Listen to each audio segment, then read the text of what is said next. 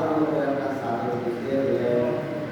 চাদর বিছিয়ে দিয়ে বললেন, এই চাদরের মধ্যে যে কয়েকজন রয়েছে আমরা সবাই আহলে বাইত বলেন সুবহানাল্লাহ। উম্মে সালমা বললেন, ইয়া রাসূলুল্লাহ, ইয়া হাবিবাল্লাহ, আমি কি পুরো চাদরের মধ্যে প্রবেশ করতে পারি না? নবী করিম সাল্লাল্লাহু আলাইহি ওয়াসাল্লাম বললেন, সালমা, তোমার সম্মান করি অনেক বেশি আমার স্ত্রীকে। তুমি অবশ্যই আহলে বাইত, কিন্তু ব্লাড কালেকশনের দিক দিয়ে, রক্তের কালেকশনের দিক দিয়ে আমরা এই 500 মধ্যে আহলে বাইত বলেন সুবহানাল্লাহ। আহলে বাইতকে যারা কষ্ট দিলেন, স্বয়ং আল্লাহ রাসূলকে কষ্ট দিলেন। এই জন্য সমাজ উপস্থিতি নবী করিম সাল্লাল্লাহু আলাইহি ওয়াসাল্লাম যখন কাফের মুশরিকদেরকে বললেন, কালেমার যখন দাওয়াত দিচ্ছেন, দাওয়াত দেওয়ার সময় যখন তারা গ্রহণ করল না, নবী করিম সাল্লাল্লাহু আলাইহি ওয়াসাল্লাম বললেন, আমি আল্লাহর পক্ষ থেকে প্রেরিত রাসূল, তোমরা ময়দানের মধ্যে জরুরুল মধ্যে তোমরা চলে আসো এবং তোমাদের স্ত্রী সন্তানদেরকে নিয়ে এসো। স্ত্রী সন্তানদেরকে মাথার উপরে মাথা রেখে কসম খায় বলবে যে আমি সত্য নবী না মিথ্যা নবী। তোমরা তোমাদের স্ত্রী সন্তানদের উপরে হাত তুলে কথা বলবে, শপথ খাবেন এবং আমার আহলে বাইত হাসান হুসাইনকে আমি নিয়ে এসো, মাঠের ময়দানে নিয়ে এসে আমি শপথ খাবো আমি বিশ্ব নবী জনাব মুহাম্মদ রাসূলুল্লাহ সাল্লাল্লাহু আলাইহি ওয়াসাল্লাম। ইহুদিরা তখন চিন্তা করলাম, ইহুদিদের যে লিডার ছিল, পণ্ডিত ছিল, সঙ্গে সঙ্গে তাদের লিডারের নিকট চলে গেল। মুহাম্মদ সাল্লাল্লাহু আলাইহি ওয়াসাল্লাম এমন অফার দিয়েছেন যে আমাদের আহলে বাইত সন্তানদেরকে নিয়ে মরুভূমির মধ্যে তারা নিয়ে আসতে রয়েছে এবং শপথ খাইতে রয়েছে। তাদের পণ্ডিত বলল, খবরদার, যদি তোমরা তোমাদের স্ত্রীকে নিয়ে সন্তানদেরকে নিয়ে মরুভূমির মধ্যে মাঠের মধ্যে যে শপথ খাও, মনে রেখো এমন বিশ্ব নবী তার সম্মানের রেসালাতে যদি জায়গা পরিমাণ তোমাদের পূর্ণ হয়ে যায়, কেমন পর্যন্ত তোমাদের স্ত্রীর গর্ভে আর সন্তান হবে না। খবরদার তোমার শপথ খেতে দেও না। তাদের সঠিক নবী, সত্য নবী, এটা আমার পণ্ডিত আমার বলছে, যেহেতু তারা ইহুদি খ্রিস্টান ছিল। সময় দেওয়া উপস্থিতি, এই জন্য নবী করিম সাল্লাল্লাহু আলাইহি ওয়াসাল্লামের আহলে বাইতকে যারা ভালোবাসবে, রাসূল বলেন, আল্লাহুম্মা হাওলাই আহলে বাইতে উহিব্বুক আল্লাহ, আমি আমার আহলে বাইতকে ভালোবাসি, উহিব্বুক আল্লাহ, তুমি ভালোবাসো। এই সারা বিশ্বের মুসলমানদেরকে তারা উপদেশ দিয়ে দিয়েছেন যে আমার আহলে বাইতকে তোমরা ভালোবাসবে, দুইটা জিনিসকে তোমরা বেশি ভালোবাসবে। কয়টা? কিতাবুল্লাহ, আমার কিতাবকে তোমরা ভালোবাসবে, একটা ধরে, এবং ইকরাম হলো আহলে বাইত তোমরা ভালোবাসবে। আহলে বাইত যেভাবে বলেন, তারা আমার স্বয়ং আমার কাছে থেকে ইসলাম শিখেছেন, তারা যে আমার নিকট থেকে যেভাবে আমি চলেছি সেভাবে শিখেছে। তারা যেভাবে ইসলাম বুঝবে তোমরা কিন্তু সেভাবে ইসলাম বুঝবে না। তোমরা তো কিতাব পড়বে, পরবর্তীতে তোমরা ইসলাম বুঝবে। সাহাবায়ে কেরাম যেভাবে ইসলাম বুঝেছে, নবী করিম সাল্লাল্লাহু আলাইহি ওয়াসাল্লামের কাছে থেকে যেভাবে ইসলাম বুঝেছে, সেই ইসলামকে আমরা বুঝতে পেরেছি? কখনোই পারি নাই। কারণ নবী করিম সাল্লাল্লাহু আলাইহি ওয়াসাল্লামের যেভাবে তিনি ঘুমাতেন, যেভাবে তিনি খাইতেন, যেভাবে তিনি রাষ্ট্র পরিচালনা করতেন, যেভাবে তিনি দিন ইসলাম প্রচার করেছেন, এমন ভাবে ইসলাম তারা স্বয়ং রাসূল করিম সাল্লাল্লাহু আলাইহি ওয়াসাল্লামের কাছে থেকে ইসলাম শিখেছে। কিন্তু আজ পর্যন্ত বর্তমানে যারা নাই, আমরা অনেকে আমরা ইমাম হুসাইনকে মানি না, হাসানকে মানি না এবং সাহাবায়ে-কেরামকে মানি না। এমন মুসলমান আছে কিনা? অবশ্যই রয়েছে। যেহেতু মুসলমানের এরকম হুসাইন মুসলমান আর যে মুসলমান, কিন্তু তারা মুসলমান জন্মগ্রহণ করেছে, জন্মগ্রহণ করে নাই। আর এজিদ কিন্তু মুআবিয়া রাদিয়াল্লাহু তাআলার সন্তান, সাহাবা, বিশিষ্ট সাহাবা। চারটিখানে কিন্তু কথা নয়, তাবে ছিলেন তিনি। আমি হুসাইন রাদিয়াল্লাহু সাহাবা ছিলেন। ইমাম হুসাইন রাদিয়াল্লাহু চতুর্থ হিজরিতে জন্মগ্রহণ করেন। কত হিজরি? কথা বলেন না? চতুর্থ হিজরিতে জন্মগ্রহণ করেন। আর এজিদ 26 হিজরিতে জন্মগ্রহণ করেন। 24 বছর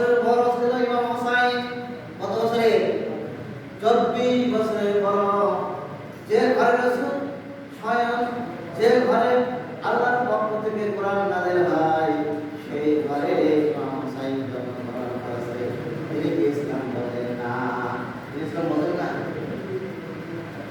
এজন্য সমাজ উপস্থিতি ইমাম হুসাইন রাদিয়াল্লাহু তাআলা আনহু নবী করিম সাল্লাল্লাহু আলাইহি সাল্লাম এত ভালোবাসতেন, যার ভালোবাসার কারণে সারা বিশ্বের উম্মতরা মুসলমানরা তার প্রতি মুগ্ধ হয়ে গেছে। ইমাম হুসাইন রাদিয়াল্লাহু তাআলা যে সময় তিনি জন্মগ্রহণ করলেন, জন্মগ্রহণ করার কিছুক্ষণ আগে নবী করিম সাল্লাল্লাহু আলাইহি সাল্লাম পেরেশান হয়ে গেলেন। কারণ ফাতেমা রাদিয়াল্লাহু তাআলা তিনি ছিলেন অত্যন্ত অসুস্থ। সালমা বললেন, ইয়া রাসূলুল্লাহ, ইয়া আপনার রাতে হযরত হুসাইন জন্মগ্রহণ করার পর ফাতেমা রাদিয়াল্লাহু তাআলা আনহার স্তনে কোনো দুধ ছিল না, তিনি ছিলেন অসুস্থ। কি করবেন? নবী করিম সাল্লাল্লাহু আলাইহি ওয়াসাল্লামের শাহাদাত আকুল যখন ইমাম হুসাইন রাদিয়াল্লাহু তাআলার মুখে দিলেন, 2-3 দিন পর পর্যন্ত কোনো খাবারের প্রয়োজন হয় না। সুবহানাল্লাহ, খাবারের প্রয়োজন হয়নি। তার শাহাদাত আকুল থেকে তার কি এসেছিল? জান্নাতে সুবিধা এসেছিল। বলেন সুবহানাল্লাহ, সুবহানাল্লাহ। এমন ভাবে তিনি গড়ে উঠেছিলেন। নবী করিম সাল্লাল্লাহু আলাইহি ওয়াসাল্লামের হাতে বায়াত যে সমস্ত সাহাবায়ে কেরাম করেছিলেন, সারা পৃথিবীর মধ্যে সর্বপ্রথম নবী করিম সাল্লাল্লাহু আলাইহি ওয়াসাল্লামের হাতে যখন সাহাবায়ে কেরাম বায়াত গ্রহণ করলেন, বায়াতের নিদর্শন, বায়াতের দলিল কোরআনে আছে কিনা? আছে কিনা? আল্লাহ রাব্বুল আলামিন কোরআন কারীমের মধ্যে সুন্দরভাবে আলোচনা করলেন, ইন্নাল্লাযীনা ইউবায়িউনাকা ইন্নামা ইউবায়িউনাল্লাহ ইয়াদুল্লাহি ফাওকা আইদিহিম। আল্লাহ রাব্বুল আলামিন আপনার সাহাবায়ে কেরামরা আপনার হাতে বায়াত গ্রহণ করেছেন। এই বায়াতটা শুধু আপনার হাতে গ্রহণ করে আপনার হাতে করে নাই, স্বয়ং আমার আল্লাহর কুদরতে হাতে করেছেন। সুবহানাল্লাহ। বায়াতের প্রচলন, এই বায়াতের যে নিদর্শন আছে ১,৫০০ বছর কে নাযিল করেছেন? আল্লাহ পাক রাসূলের প্রতি আয়াত কারীম নাযিল করেছেন। আজকে সারা বিশ্বের মধ্যে যখন রাষ্ট্রপ্রধান হয় না, রাষ্ট্রপ্রধান আপনার আমেরিকাতে শুরু করে নেন, সারা পৃথিবীর মধ্যে যখন রাষ্ট্রপ্রধান হয়, নতুন প্রধানমন্ত্রী হয়, রাষ্ট্রপতি হয়, সবাই কিন্তু কি পাঠ করায়? বায়াত পাঠ করায় না? বায়াত আরবি শব্দ, বায়াত কি আরবি শব্দ। আর যে সমস্ত রাষ্ট্রপতি যখন, বিচারপতি যখন প্রধানমন্ত্রী হয়, তখন পাঠ করায়। এই সূত্রটা কার সূত্র? কোরআন কারীমের সূত্র ধরে এসেছে। কোরআন থেকে তারা গবেষণা করেছে। নবী করিম তিনি রাষ্ট্রপতি হয়ে গেলেন। রাষ্ট্রপতি হওয়ার কারণে যখন সারা সাহাবায়ে কেরাম সবাই তার বায়াত গ্রহণ করলেন, আল্লাহ রাসূল সাল্লাল্লাহু আলাইহি ওয়াসাল্লাম ইন্তেকালের পর যখন আবু বকর সিদ্দিক রাদিয়াল্লাহু তাআলা হাতে বায়াত গ্রহণ করেছেন। সুবহানাল্লাহ। এজন্য আমরা নাযরাত বক্ত করব। কোরআন কারীমের মধ্যে বলেছে, ইয়া আইয়ুহাল্লাযীনা আমানু আতিউল্লাহ ওয়া আতিউর রাসূলা ওয়া উলিল আমরি মিনকুম। আল্লাহর আনুগত্য করবে, রাসূলের আনুগত্য করবে, নেতার আনুগত্য করবে। কোন সে নেতা? ইমাম হুসাইনের যেমন চরিত্র, এই সমস্ত নেতা আবু বকর সিদ্দিক রাদিয়াল্লাহু তাআলা, ওমর ফারুক রাদিয়াল্লাহু তাআলা, রাসূল করিম সাল্লাল্লাহু আলাইহি সাল্লামের জীবন দর্শনে যে সমস্ত নেতা হয়েছেন, কোরআন সুন্নাহর আলোকে জীবন পরিচালনা করবে, এমন নেতাকে আমাদের অনুসরণ করতে হবে। সুবহানাল্লাহ। যে সমস্ত কোরআন সুন্নাহর আমল নাই, সেই সমস্ত নেতাকে অনুসরণ করা যাবে? কখনোই যাবে না। এমন নেতা হবে যে কোরআন হাদিস, কোরআন সুন্নাহর জ্ঞান অনেক পরিমাণ থাকতে হবে। নেতা হতে গেলে কোরআন সুন্নাহর জ্ঞান থাকতে হবে না? অবশ্যই থাকতে হবে। যিনি রাষ্ট্র পরিচালনা করবেন, ওমর ফারুক রাদিয়াল্লাহু তাআলা রাষ্ট্র পরিচালনা করেছেন, আবু বকর সিদ্দিক রাদিয়াল্লাহু তাআলা রাষ্ট্র পরিচালনা করেছেন। নবী করিম সাল্লাল্লাহু আলাইহি ওয়াসাল্লাম ইন্তেকালের পর রাষ্ট্রপতি কে হবে কেউ নির্ধারণ করতে পারে নাই। একদিন দুই দিন সোমবার ইন্তেকাল করলেন, এক সোমবার যায়, মঙ্গলবার যায়, বুধবার চলেন, 3 দিন পর্যন্ত সবাই কিন্তু ব্যস্ত থাকে। নবী করিম সাল্লাল্লাহু আলাইহি ওয়াসাল্লামের ইন্তেকালের পর কে রাষ্ট্রপতি হবে এমন বিশৃঙ্খলা সৃষ্টি হয়ে গেল। কেউ নবী করিম সাল্লাল্লাহু আলাইহি ওয়াসাল্লাম ইন্তেকালের পর এবং আমাদের মদিনায় যে মদিনা থেকে আমরা রাষ্ট্রপতি বানাবো, কেউ বলে আমরা মক্কা থেকে বানাবো। বিভিন্ন গোত্রের মধ্যে তারা বিশৃঙ্খলা সৃষ্টি করে দিল।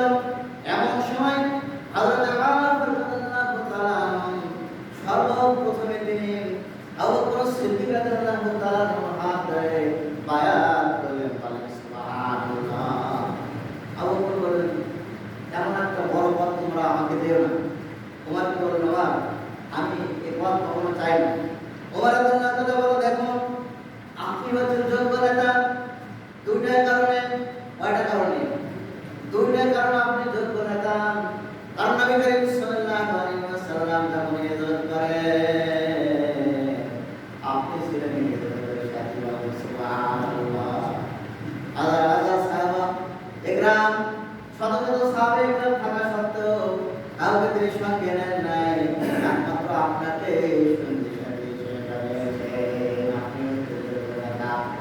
2 নম্বর কারণ হলো নবী করিম সাল্লাল্লাহু আলাইহি ওয়াসাল্লাম ইন্তেকালের পূর্ব মুহূর্তে যখন অসুস্থ হয়ে গেলেন, মসজিদে নববীতে ইমামতির দায়িত্বকে পালন করবেন।